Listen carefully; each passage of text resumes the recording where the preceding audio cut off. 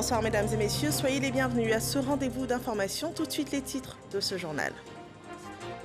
Bilan du ministère de la Construction et du Logement et de l'Urbanisme présentant les défis et perspectives de son département à la presse. Le ministre Bruno Koné assure de s'atteler à normaliser le cadre réglementaire des secteurs de la construction.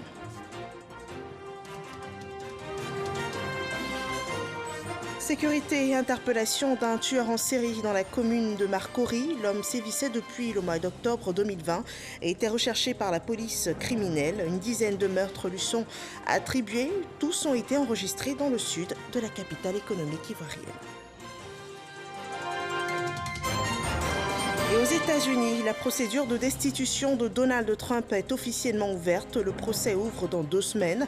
Face aux démocrates majoritaires au Sénat, 45 sénateurs républicains soutiennent l'ancien président américain et jugent la procédure non conforme. Bienvenue dans 123 heures. Ce mercredi à Abidjan, la presse échangeait avec le ministre Bruno Nagbané-Koné.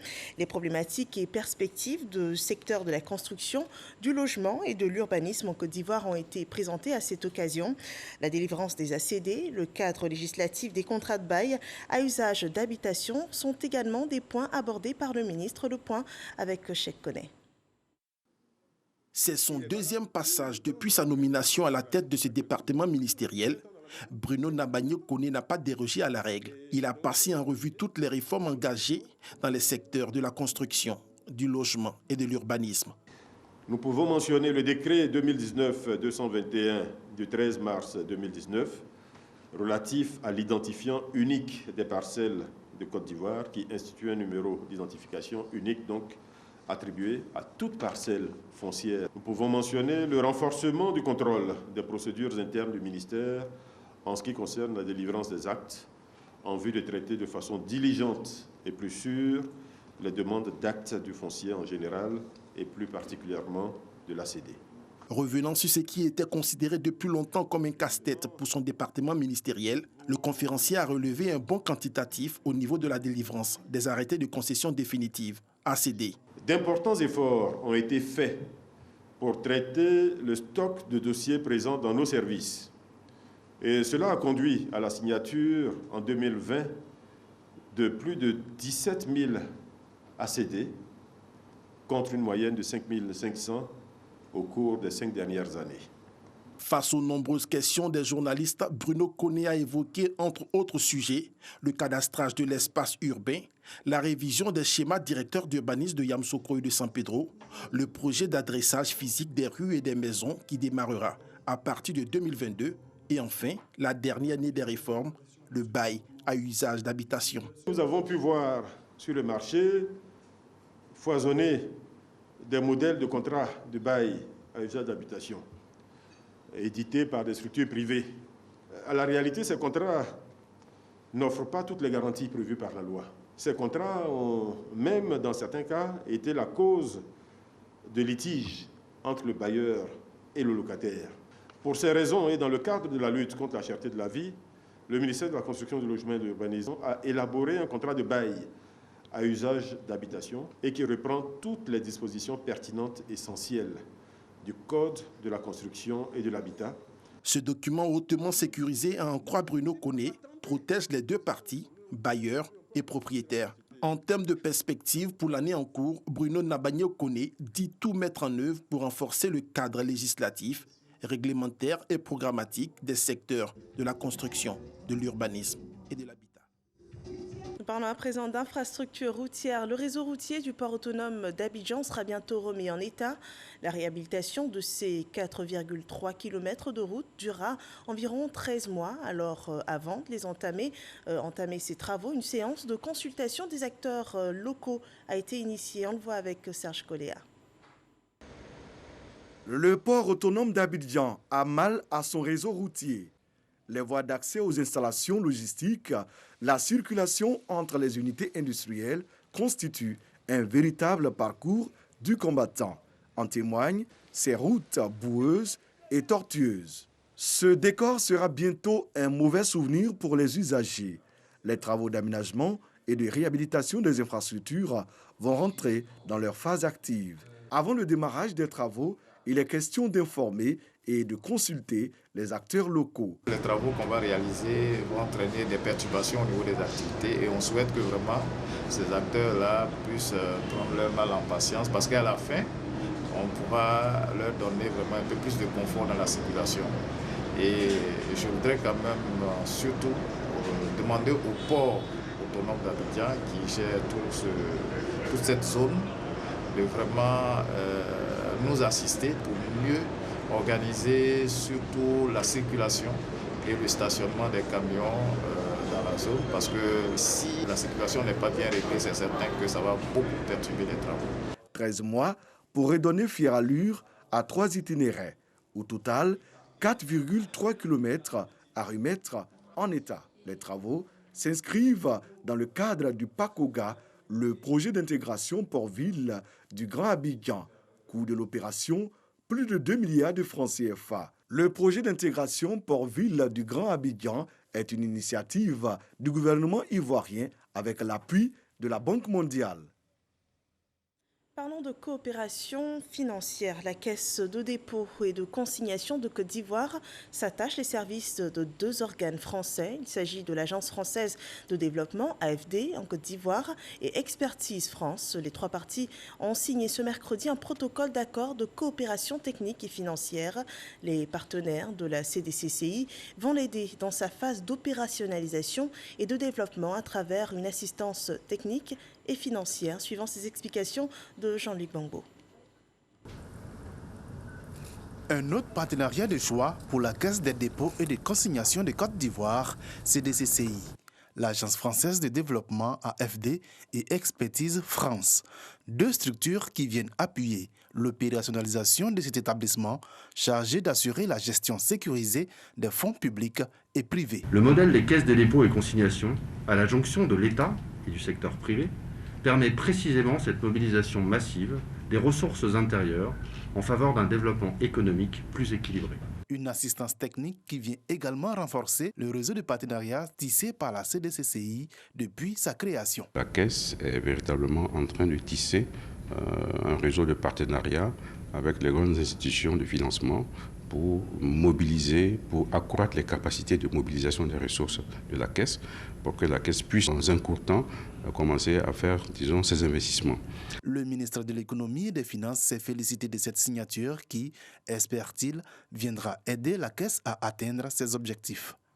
En sa qualité de tiers de confiance et d'investisseur d'intérêt général, la Caisse a pour principale mission de contribuer au financement des efforts de développement et à bâtir une Côte d'Ivoire meilleure et davantage solidaire, conformément à la vision du président de la République, son Excellence M. Alassane Ouattara.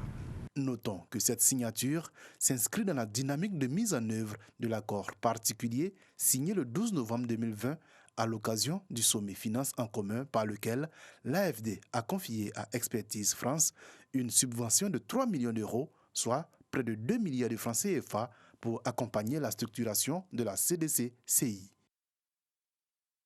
Assistance sociale, le gouvernement ivoirien a rempli sa part. 5000 jeunes ont ce jour reçu du ministère de la Promotion de la Jeunesse et de l'Emploi des Jeunes des permis de conduire. C'est une action qui contribue à favoriser l'insertion des jeunes dans tous les secteurs liés à la conduite. Le ministre Mamadou Touré a salué longuement des jeunes ivoiriens pour ce programme et il a promis continuer ce programme pour l'épanouissement de plus de jeunes ivoiriens.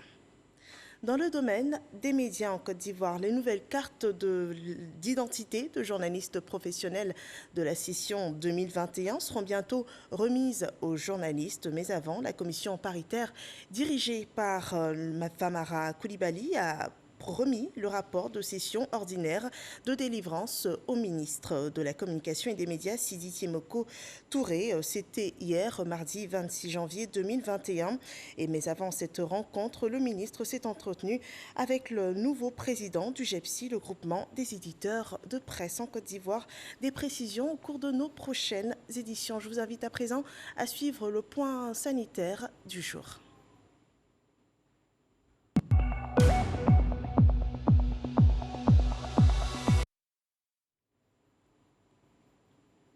2020, la commission paritaire d'attribution de la carte d'identité des journalistes professionnels et des professionnels de la communication a achevé ses travaux de délibération pour la délivrance de la CIJP, carte d'identité des journalistes professionnels, édition 2021.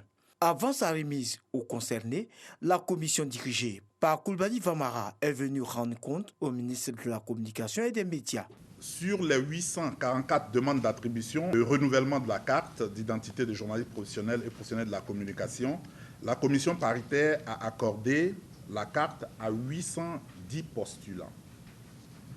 582 journalistes professionnels et 228 professionnels de la communication. La commission a rejeté 34 demandes de la carte journaliste professionnel et professionnel de la communication. Parmi ces bénéficiaires de la carte, on compte 163 femmes. À ceux-ci, il faut ajouter 30 chargés de communication et attachés de presse en service dans les institutions et ministères. Le ministre Sidi Touré a salué la qualité du travail de la commission paritaire. Nous constatons une qualification beaucoup plus approfondie de cette commission, dans la mesure où de plus en plus d'acteurs du secteur de la communication et des médias marquent un intérêt et voient l'importance de se faire enregistrer et obtenir sa carte CIJP. C'est aujourd'hui un incontournable dans notre environnement. J'ai noté que d'un outil qui était exclusivement réservé aux journalistes professionnels, depuis la loi de 2017, nous voyons de plus en plus de professionnels de la communication, que ce soit les webmasters, les gestionnaires de communauté ou community managers comme on les appelle, les traffic managers, les graphistes, les directeurs artistiques, les chargés de communication, les attachés de presse. Au-delà du fait que cet outil devient incontournable, cet outil aussi vous protège.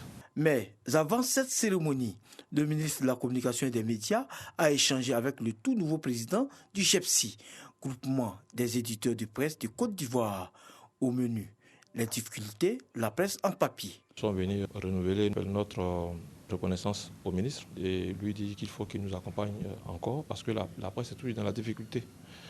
Et il est clair que nous aussi, au niveau de la presse, nous essayons de trouver des solutions pour nous en sortir. Et je suis heureux de voir que le nouveau président est dans de très bonnes dispositions d'esprit pour que nous puissions continuer ce partenariat gagnant-gagnant, certes pour les chefs d'entreprise de presse, mais aussi pour le lecteur ivoirien qui attend de la qualité et du professionnalisme dans les propos qui sont tenus dans la presse de façon générale. Le ministre Sidi Timokou Touré a promis tout mettre en œuvre pour aider la presse dans son ensemble.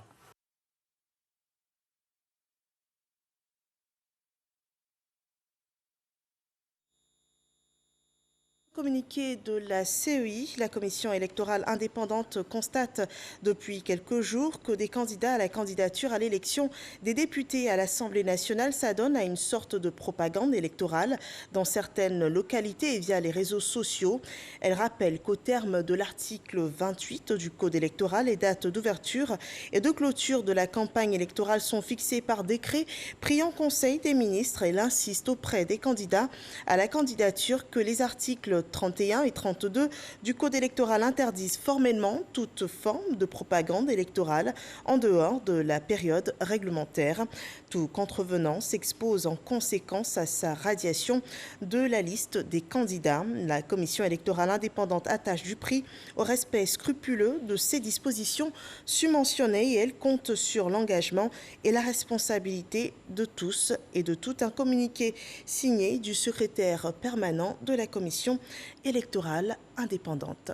Voyons à présent le point du jour de la situation sanitaire.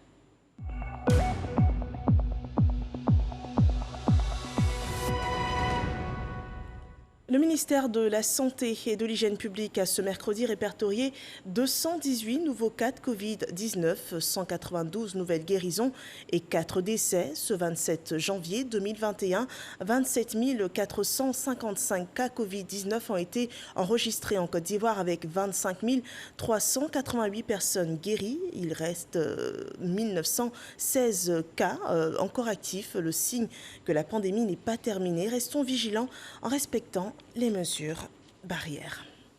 Avec la résurgence des cas Covid, les services sanitaires sont renforcés en matériel médical, un don de l'Organisation mondiale de la santé qui vient en appui à l'action gouvernementale. Ce don d'environ 205 millions de francs CFA est composé de 9 véhicules de type 4x4, des appareils de réanimation, dont plus d'une centaine de respirateurs et des oxymètres.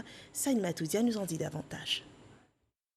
C'est un don de l'Organisation mondiale de la santé qui vient en appui à la riposte décentralisée contre la Covid-19. 9 véhicules de type 4x4 et des équipements de réanimation d'une valeur d'environ 205 617 000 francs CFA. Le fruit d'une coopération avec la Banque mondiale face à la pandémie. En appui aux efforts du gouvernement de la Côte d'Ivoire dans la lutte contre la Covid-19, l'OMS poursuit la mobilisation des ressources auprès des partenaires de la santé. C'est dans cette optique et avec un financement de la Banque mondiale, acquis grâce à votre plaidoyer, Monsieur le ministre, que l'OMS apporte un appui depuis bientôt 3 mois à 100 districts sanitaires dans tous les domaines de la réponse sanitaire à la Covid-19 pour leur permettre de délivrer des interventions efficaces et aussi de bâtir la résilience nécessaire pour faire face aux défis futurs. Les équipes de terrain des 8 pôles régionaux de prise en charge de la Covid-19 voient ainsi leur capacité logistique et opérationnelle renforcée face à la maladie qui continue de sévir, rappelle le ministre de la Santé et de l'Hygiène publique. Je voudrais également profiter de cette opportunité pour vous assurer de toute l'abnégation du corps médical qui, parfaitement conscient de la gravité de la situation de la Covid-19, continue de se mobiliser pour offrir des soins de qualité aux patients. L'objectif du gouvernement est d'accélérer au mieux le processus de décroissance de l'épidémie afin de réduire les souffrances humaines. L'OMS prévoit compléter très prochainement ce don par un lot spécial de matériel destiné au CHU de Boaké et au CHR de Mans. Voilà, la solidarité pour vaincre le coronavirus, elle est aussi nécessaire à la cohésion sociale. Le ministre de la Réconciliation nationale s'est dans ce cadre rendu à Krinjabo où il a sollicité la contribution du roi du 108 pour mener à bien sa mission. Walter Amadou Ouattara.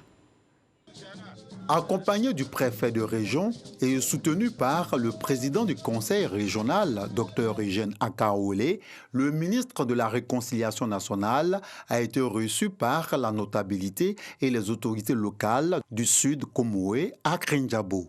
Dans la cour royale, Nana Amondoufou V, par l'entremise de son porte-canne, a exprimé ses sentiments de voir réussir, selon lui, la mission difficile, mais pas impossible à signer au ministre Kwadio Konan Bertin. L'autorité traditionnelle a également adressé des conseils et fait des bénédictions en faveur du ministre. Le roi du 108 a rassuré la délégation de son soutien. En retour, Kwadio Konan Bertin, ministre de la Réconciliation nationale, lui a exprimé sa reconnaissance et présenté ses vœux de nouvel an. À quelques pas de là, la résidence de la famille Elengan. Avec beaucoup d'émotion, le ministre s'est incliné sur la tombe de son parrain. Il lui a rendu hommage pour ses généreuses actions à son endroit.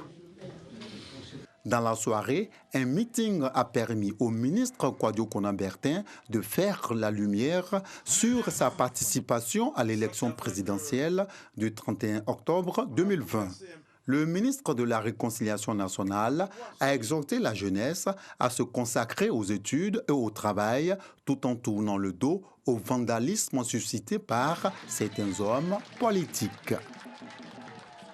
La cohésion sociale, voilà un défi qui devra être relevé avec le concours de tous les Ivoiriens.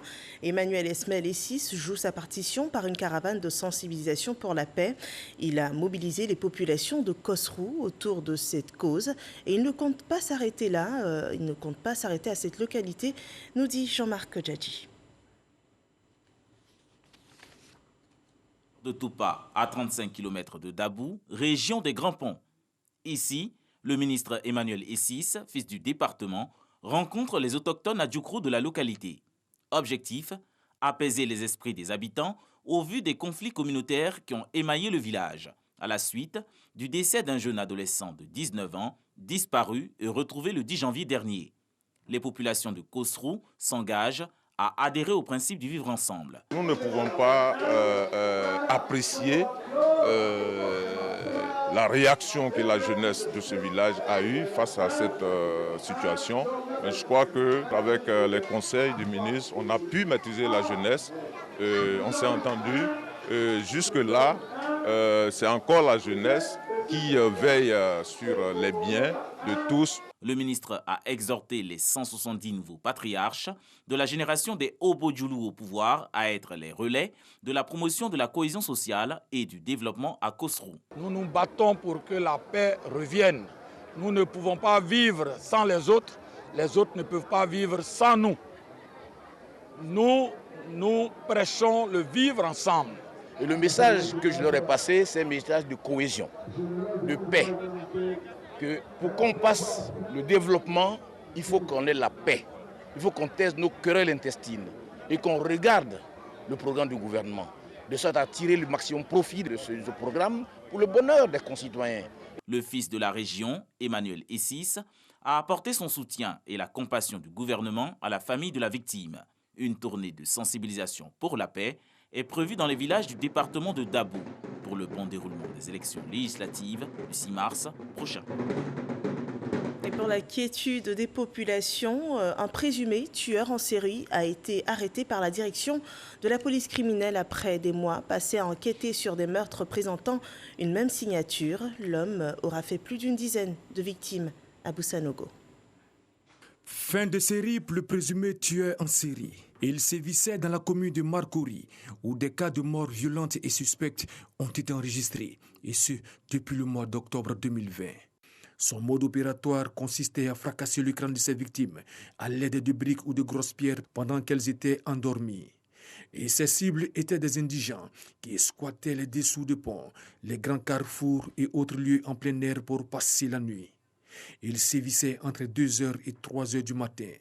Face à ces nombreux cas de meurtres en série, les fins limiers de la direction de la police criminelle, conduit par le commissaire divisionnaire de police Zagadou Vincent de Paul, directeur de la police criminelle par intérim, ont été mis à contribution. La mutualisation des actions des enquêteurs et des équipes d'intervention de la brigade de recherche et d'intervention a abouti à l'interpellation de ce présumé tueur en série. Un sans domicile fixe, aux environs de 3h du matin, non loin de l'échangeur de Marcouri. Il a reconnu les faits et a avoué avoir fait une dizaine de victimes. Il sera conduit devant le tribunal de première instance d'Abidjan, Plateau. Une information bien triste. Nous apprenions ce matin la disparition de l'ancien ministre ivoirien Guy Alain Gauze des suites d'une longue maladie, un décès survenu la nuit dernière. Monsieur Guy Alain Gauze fut ministre des Matières Premières en 1993 sous la présidence du feu Félix Houphouët-Boigny, puis d'Henri Konan Bédié. En 1998, il occupait le portefeuille du ministère du Commerce extérieur. Il sera ensuite nommé ambassadeur en Europe de 2000 à 2002 avant de devenir représentant de l'État ivoirien auprès de l'Organisation mondiale du commerce de 2006 à 2012. Parlons à présent de cet acteur du développement local, Marcel Zadikessi. En la mémoire de cet illustre disparu, plusieurs personnalités étaient assemblées hier. Elles ont témoigné de l'engagement qu'il avait vis-à-vis de sa communauté et aussi du modèle qu'il incarnait pour plus d'un. Walter Amadou Ouattara. Pour faire un homme, je veux dire, pour le rendre libre et en même temps responsable, il faut savoir bien le mener. Cette phrase n'est pas de moi, mais plutôt d'un célèbre natif de Yakolidabou dans le département de Soubré. Il s'agit de feu Marcel Zadikessi. À travers cette exposition photo, le parcours de l'homme est retracé. L'ex-président directeur général de la compagnie ivoirienne d'électricité CIE a fait de la promotion de l'entrepreneuriat rural un atout pour le développement. Le village de Yakolidabou en est une parfaite illustration. Zadikessi nous a appris cette proximité-là. Comment faire pour que dans les villages, on n'ait plus d'exode rural et que les jeunes puissent travailler localement et vivre de leurs revenus. Il n'est pas politique, c'est un homme d'action, c'est un homme d'ambition.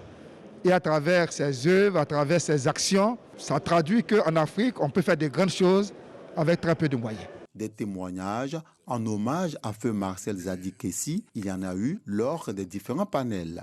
Dans les années 2000 à 2010, j'étais alors président du conseil d'administration des Cobank. Il m'avait rejoint dans ce conseil. Il était arrivé virtuellement président du conseil, mais par affection pour moi, il m'a laissé continuer ma mission jusqu'à ce que lui, atteint par la limite d'âge, il quitte. Et moi aussi, j'ai quitté plus tard lorsque je suis rentré au gouvernement. Pour Amadou Bakayoko, directeur général de la CIE et SODECI, il était important de célébrer le président Marcel Zadi Kessi. Particulièrement ravi d'avoir eu autant d'intervenants de qualité.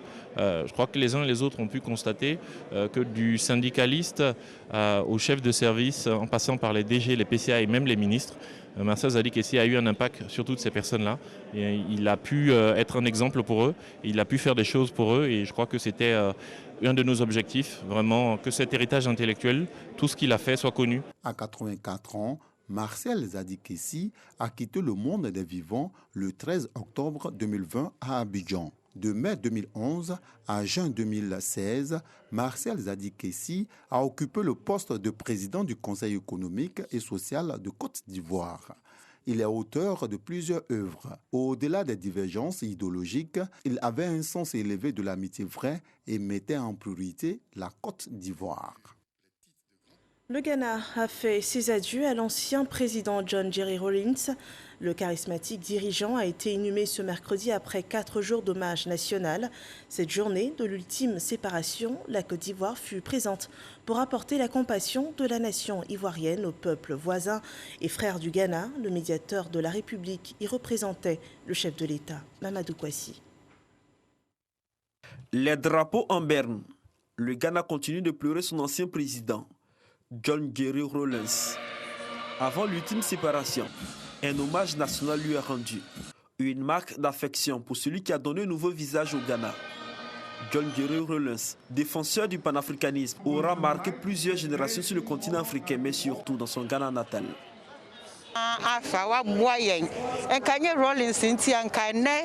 Pour ces obsèques, je suis venu de Koumassi pour exprimer la douleur qui m'anime actuellement.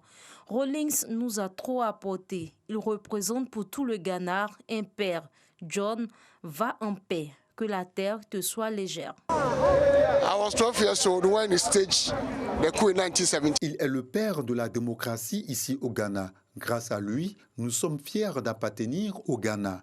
Il faut que les acteurs politiques actuels mettent tout en œuvre pour sauvegarder les acquis de la gouvernance Rawlings. Pour nous, les jeunes du Ghana, Rawlings était un modèle, un repère. Je pense qu'il est parti un peu trop tôt. Rawlings, on se souviendra de toi. Merci pour tout.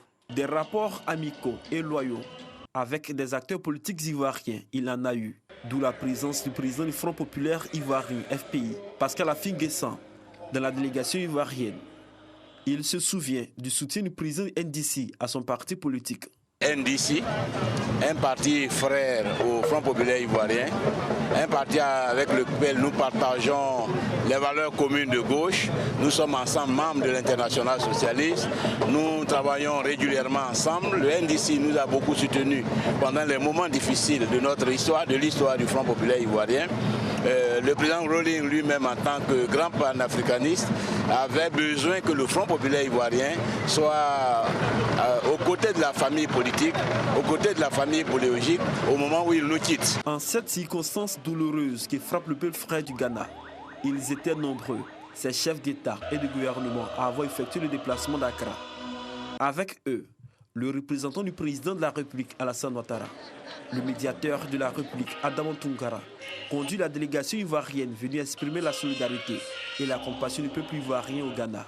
Le président Ouattara a délégué le président Affi-N'Guessan et moi-même à le représenter aux obsèques du président Jerry Rawlings.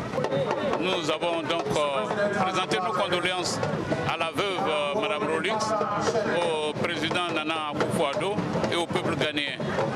Nous sommes très honorés d'avoir représenté le président Alassane Ouattara et c'est donc dans le recueillement que nous avons célébré cet hommage au président Jerry Rawlings. C'est aussi une occasion pour nous d'être les témoins du renforcement des relations fraternelles entre le Ghana et la Côte d'Ivoire. Après les témoignages, l'homélie et les honneurs militaires, vient le temps de la séparation. Moment difficile, douloureux et inoubliable pour ces militants du NDC, National Democratic Congress.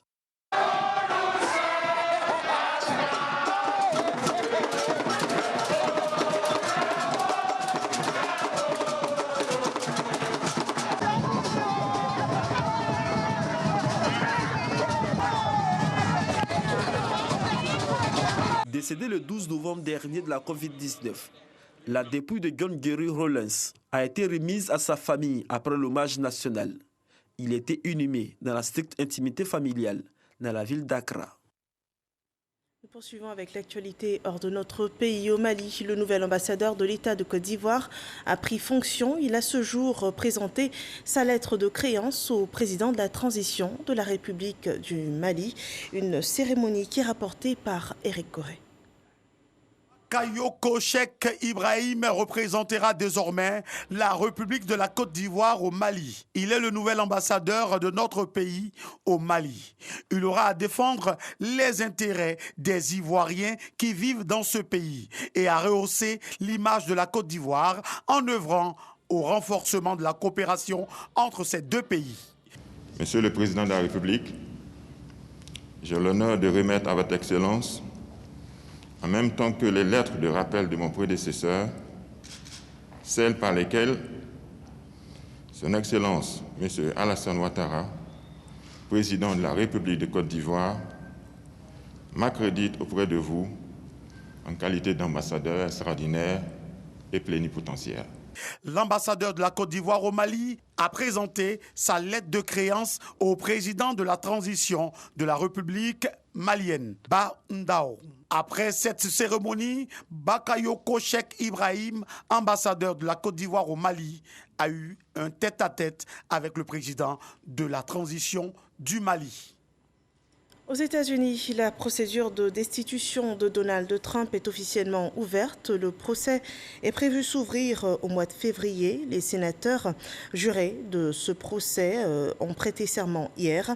Face aux démocrates majoritaires au Sénat, 45 républicains du Sénat soutiennent l'ancien président américain. Ils estiment que la procédure n'est pas conforme à la Constitution. C'est une position qui rend peu probable la condamnation de Donald Trump. Mais pour qu'il soit condamné, il faudra que 17 sénateurs républicains votent en sa faveur, en faveur de sa culpabilité. C'est la fin de ce journal. Merci de nous avoir suivis. Je vous retrouve demain, même heure, pour une autre édition d'information. Portez-vous bien.